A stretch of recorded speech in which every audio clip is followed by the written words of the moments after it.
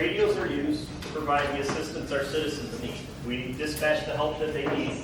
The officers or firefighters get there, and then everything else that happens on the scene. The paramedics, if they need more assistance with something.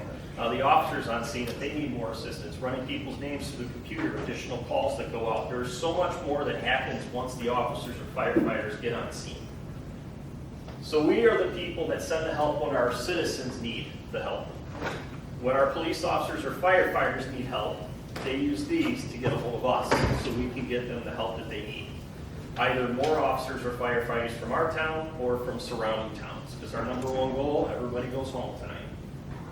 The most important piece of equipment, arguably, that an officer or firefighter carries is their portable radio.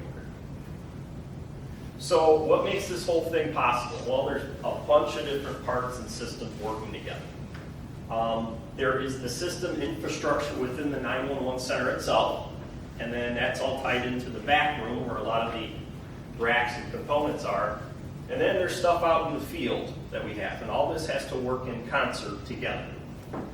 So out in the field, the firefighters and officers use mobile radios in their squad cars or firefighter apparatus, and they use portable radios when they're out of those vehicles.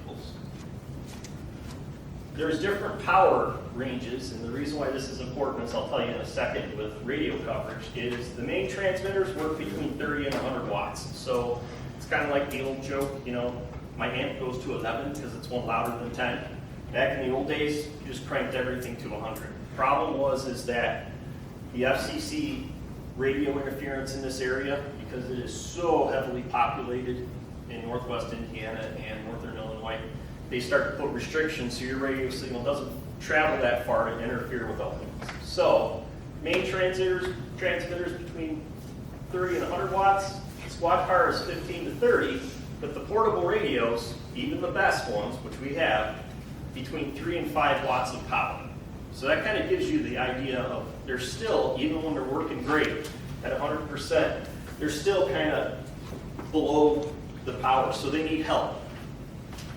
How do we do that? Well, we have 6 sites throughout town. They're called voters or repeaters. And then we use a microwave radio network, not like for a burrito to cook it, but one that sends radio signals and sends all our radio signals back and forth. So what's behind pushing the button to talk? So here is my radio. Lansing 851. 851, got it. Radio check 1, 2, 3, 4, 5.